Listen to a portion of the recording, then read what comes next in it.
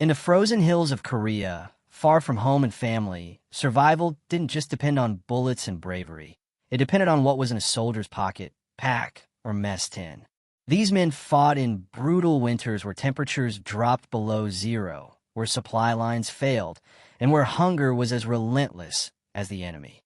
What they ate wasn't glamorous. Sometimes it wasn't even food by modern standards.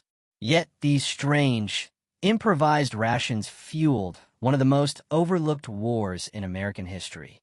Tonight, we're opening forgotten ration boxes, unwrapping survival meals, and tasting the reality of war, one strange bite at a time. This is the strange rations of Korean War soldiers. And this is the World Tapestry. Number 1. The cold weather C-Ration. Before the first shot was fired each morning in Korea, many soldiers faced a quieter enemy, opening a metal can that had frozen solid overnight. The C-Ration was never designed for the Korean Peninsula. Created during World War II, it was meant to provide a balanced, shelf-stable meal for soldiers fighting in milder European climates. By the time the Korean War erupted in 1950, the U.S. military relied heavily on leftover stockpiles of these canned meals. They consisted of meat entrees like beef stew or meat and beans, paired with crackers, powdered drinks, cigarettes, and small comforts like candy. But Korea brought something few planners had anticipated: bone-numbing cold. Winters dropped to minus 20 degrees Fahrenheit, and the steel cans of C-Rations became frozen bricks. Soldiers would wake before dawn, breath visible in the dark, pounding cans against rocks or warming them under armpits just to access breakfast. Despite their flaws, C-Rations were reliable. They didn't spoil. They didn't crumble. And most importantly, they could be transported when supply lines were stretched thin. In a war defined by rugged mountains and shifting front lines, predictability mattered more than comfort. Calories meant survival, even if taste didn't. For many soldiers, the meal wasn't just cold, it was dangerous. Teeth cracked on frozen beans. Fingers went numb trying to pry open lids. And sometimes, after all that effort, the food inside was barely edible. Hunger forced them to eat anyway. War, they learned, didn't care if the food was kind. And when those frozen cans finally opened, the contents inside brought a new problem. Food so hard it could damage more than morale, including their teeth. Number 2. Frozen beans and fractured teeth. Some Korean War injuries never appeared in medical reports because they happened at breakfast. C-Rations often included dense foods like beans, stews, and meat packed tightly in liquid. In normal conditions, they were heavy but manageable. In Korea's winters, that liquid turned to ice. The beans froze into solid masses, locking together into something closer to stone than food. With no reliable heating equipment and little time, many soldiers attempted to eat them anyway. Veterans later recalled pounding cans against rocks, rifle butts, or tank treads just to break the seal. Even then, the contents inside often remained frozen. There were no microwaves, no warming tents, just frozen rations and growing hunger. Food wasn't optional. Cold burned calories at an alarming rate, and skipping meals meant weakness, slower reaction times, and greater risk in combat. Soldiers couldn't afford to wait for food to thaw, even if it meant forcing down partially frozen bites. Eating quickly, sometimes under fire, was often more important than eating safely. More than one veteran later admitted to cracking or chipping teeth on frozen beans. Dental injuries were rarely treated in the field, so pain became another quiet companion of war. These weren't battle scars earned in combat, but they lasted just as long. Decades later, some men could still remember the exact bite when it happened. Yet even when the food finally softened, one item followed soldiers everywhere. So common it became both a joke and a comfort, a pink can that refused to disappear. Number 3. Spam, the meat that never left. No matter how far soldiers marched or how cold the nights became, one thing always seemed to be there: Spam. By the time the Korean War began, Spam was already a familiar presence in American military rations. Introduced in 1937, the canned pork product had proven itself during World War II as cheap, durable, and endlessly transportable. In Korea, Those same qualities made it indispensable. Spam didn't spoil easily, could survive freezing temperatures, and required little preparation, if you could open the can. For soldiers stationed in isolated outposts or moving constantly across rugged terrain, Spam became a dependable protein source when fresh food was impossible. It arrived in crates, was traded between units, and even found its way in improvised meals mixed with rice or soup. Spam was filling. In a war where cold drained energy and hunger was constant, its high fat and salt content helped soldiers keep going. It also tasted familiar. In a land thousands of miles from home, that familiarity mattered more than flavor. It reminded soldiers of kitchens, diners, and a world that felt impossibly distant. But comfort came with a cost. Soldiers joked that Spam followed them like a curse. Day after day, meal after meal, it was there fried, boiled, or eaten straight from the can. Some swore they'd never touch it again once the war ended. Others found the opposite happened. Spam became permanently tied to survival, a taste of endurance forged in the cold. And when Spam wasn't on the menu, another breakfast staple appeared, one that looked like food but tasted like confusion: powdered eggs. Number 4. Powdered eggs from another world. At dawn in Korea, breakfast sometimes arrived as a yellow powder that promised eggs, but delivered something else entirely. Powdered eggs were a staple of U.S. military logistics during and after World War II. Dehydrated for long shelf life, they were meant to be mixed with water and cooked into something resembling scrambled eggs. In Korea, water often meant melted snow, and cooking meant improvisation. Soldiers mixed the powder in helmets, mess kits, or dented tins over weak heat tablets. The result was unpredictable. Too much water made soup. Too little made paste. Rarely did it resemble anything from home.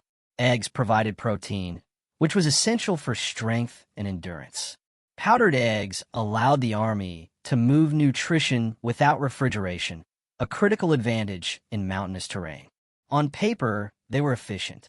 In practice, they tested morale as much as hunger. Veterans later joked that powdered eggs tasted like yellow disappointment. Yet many still ate every bite. In a freezing cold, even a warm, vaguely egg-like meal could feel like a gift. Taste mattered less than heat.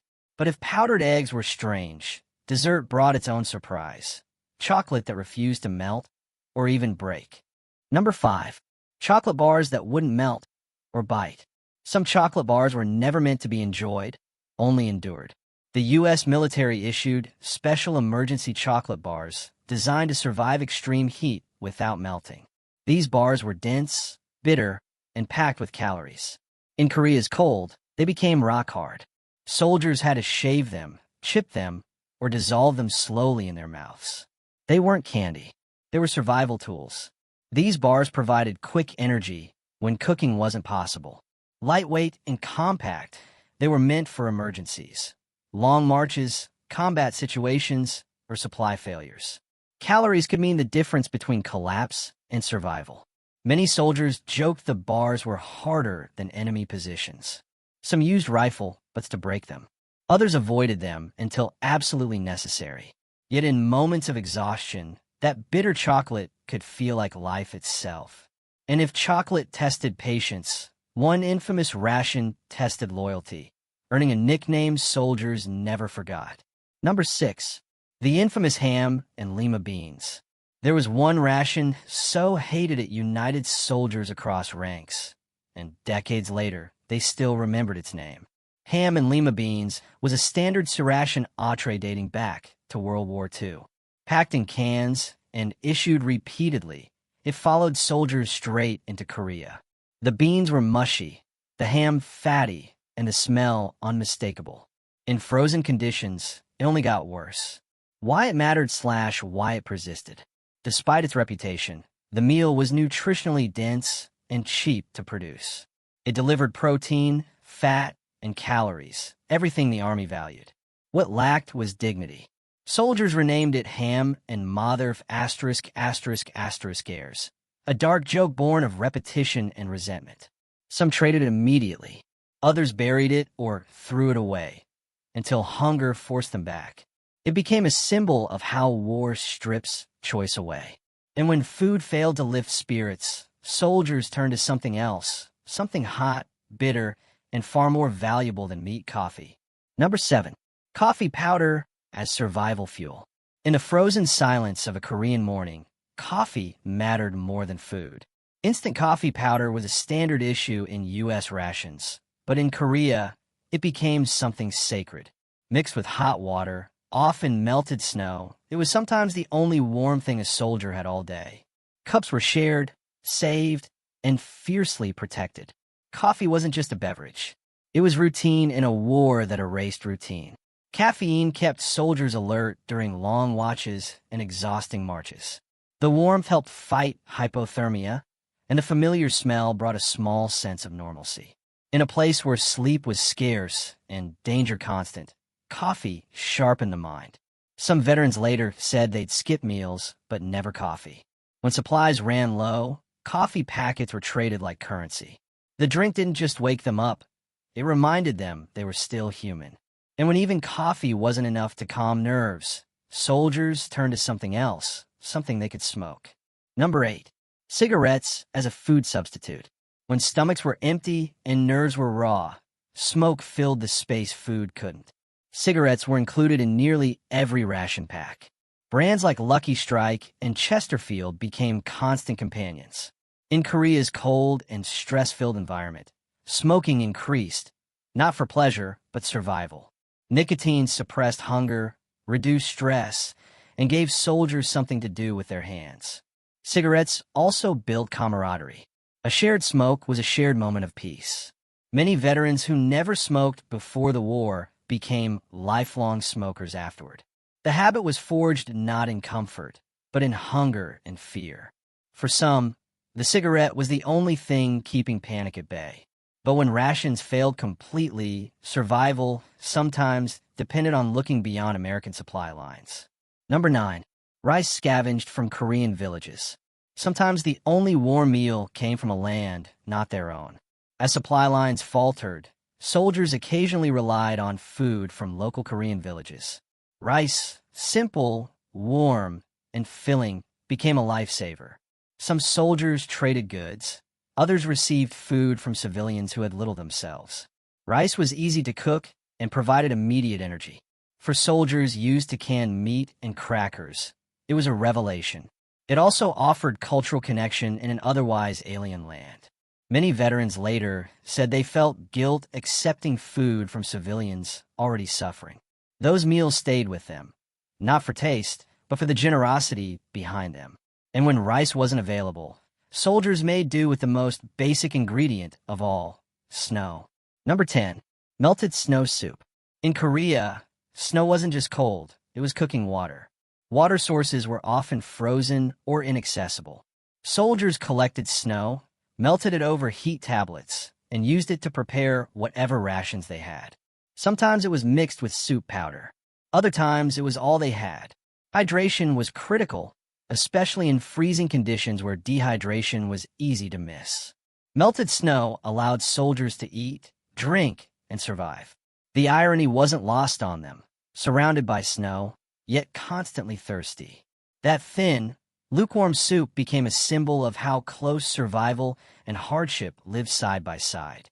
And as soldiers searched for something solid to chew, they reached for a ration designed to last forever, even if it barely tasted alive. Number 11. Canned bread that lasted forever.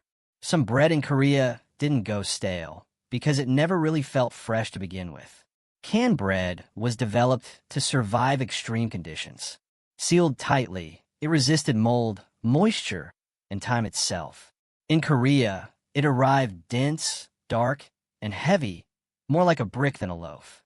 Sliced carefully, it could last for days if you could swallow it. Bread meant carbohydrates, and carbohydrates meant energy.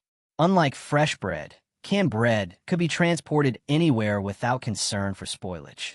It paired with Spam, cheese spread, or peanut butter, making it a foundational ration item. Soldiers joked that it was war-proof. Some said it could survive a nuclear blast. Yet in moments of hunger, its familiarity, even in its strangest form, was comforting. And when that bread became too dry to swallow, soldiers reached for something smoother and much richer. Number 12. Peanut butter by the spoonful. In the Korean cold, peanut butter wasn't a snack. It was fuel. Peanut butter was a staple of American rations due to its high fat content and long shelf life. Issued in small tins or packets, it required no cooking and didn't freeze solid like many other foods. Fat provided long-lasting energy, essential for men burning thousands of calories daily. Peanut butter could be eaten straight, spread on crackers, or mixed into whatever else was available. It was reliable when nothing else was. Some soldiers remembered spooning it slowly, savoring every bite, knowing it might be their last real source of energy that day. It stuck to the mouth, the spoon, and the memory. But not all spreads came in cans. Some arrived in packaging that felt strangely modern. Number 13. Cheese spread in toothpaste tubes. In Korea, cheese didn't come sliced, it came squeezed. Processed cheese spread was issued in collapsible metal tubes, similar to toothpaste.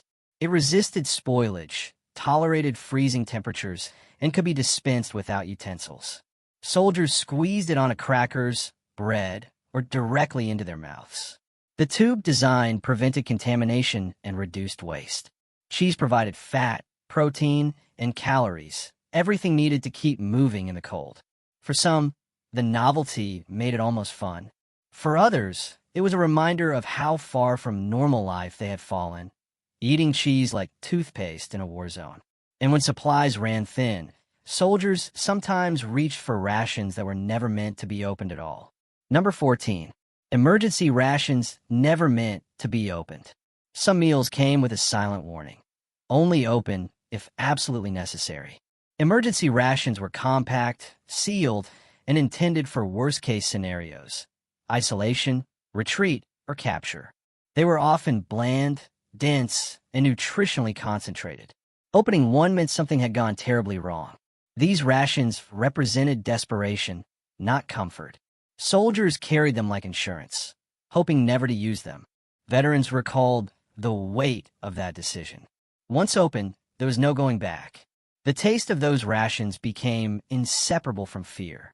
And when even emergency food failed to satisfy hunger, soldiers turned to something harder than bread: crackers built to survive anything. Number 15. Army crackers strong enough for construction. Some crackers weren't meant to be enjoyed. They were meant to endure. Hardtack-style crackers have been part of military rations for centuries, and Korea was no exception. These thick, square crackers were designed to last indefinitely. Moisture-proof and nearly indestructible, they could survive transport, freezing temperatures, and rough handling. Crackers provided carbohydrates and structure to meals. They paired with cheese spread, peanut butter, or canned meat, turning fragments into something resembling a meal. Their durability made them reliable when nothing else was. Soldiers joked that the crackers could stop bullets, or at least break teeth. Many soaked them in coffee or soup just to make them chewable. Still, they ate them. Hunger had no sense of humor. And when American food ran low, soldiers sometimes looked beyond their own supply crates. Number 16. Improvised meals from captured supplies. In war, survival sometimes meant eating what the enemy left behind. As front lines shifted, soldiers occasionally came across captured or abandoned supplies: rice, dried fish, or unfamiliar canned goods. These items were inspected, shared, and cautiously consumed. Supply disruptions were common in Korea's rugged terrain. Captured food provided relief and variety. It also reminded soldiers that hunger was universal, shared by friend and foe alike. Eating enemy rations blurred lines. Some soldiers felt uneasy. Others felt grateful. In the end, survival outweighed symbolism. And when food wasn't available to trade or find, soldiers relied on something small but powerful. Number 17. Sugar packets as currency. In the Korean cold, sugar was worth more than money. Sugar packets were included in rations for coffee and energy. Soon, they became a form of barter, traded for food, favors, or supplies. Soldiers carried them like treasure. Sugar provided quick calories and comfort. It could improve bitter coffee or be eaten alone. Its versatility made it highly prized. A single packet could lift spirits instantly.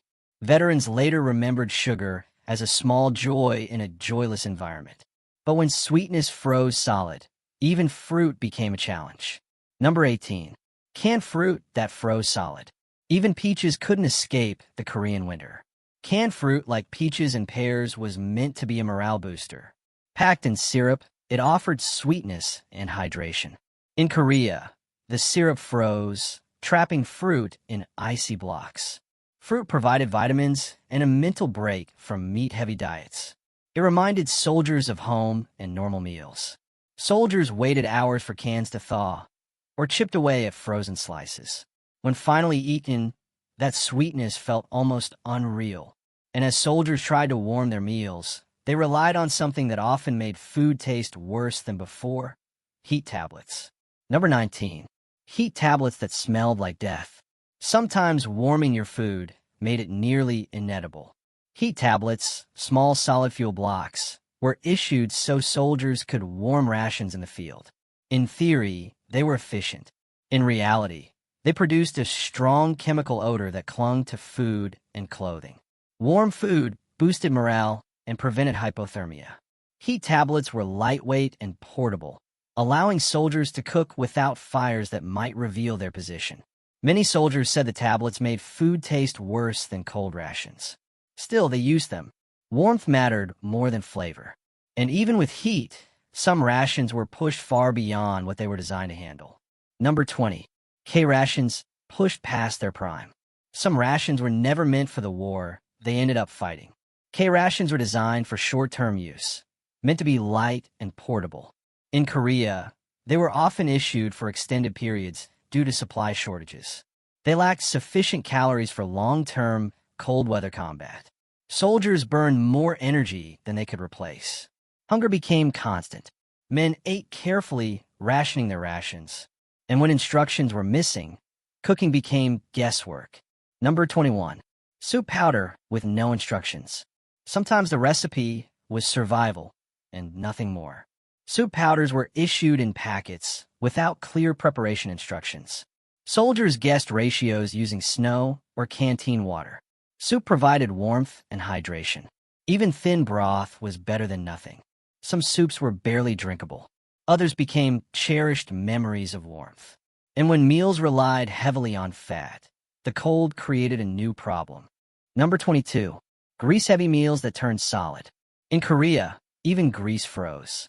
High-fat foods were essential for calories. In freezing temperatures, grease hardened into blocks. Fat sustained energy over long periods. It was vital for survival. Soldiers chewed cold grease because they had no choice. And sometimes, eating wasn't just about hunger. It was about staying silent. Number 23. Eating in silence to avoid detection. Sometimes the quietest meals were the most dangerous. Soldiers often ate under fire, in foxholes, or behind ridges where a single sound could give away their position. Rations that crumbled, clinked, or rustled became threats. Every bite required careful timing and stealth. Silence wasn't just etiquette, it was survival. Even a familiar ration like canned meat could betray a soldier to the enemy. Men learned to eat slowly, deliberately, and without sound. Meals meant for nourishment became exercises in discipline and fear. A bite could save a life or cost one. Even when the rations were bland, the act of eating became part of the war itself.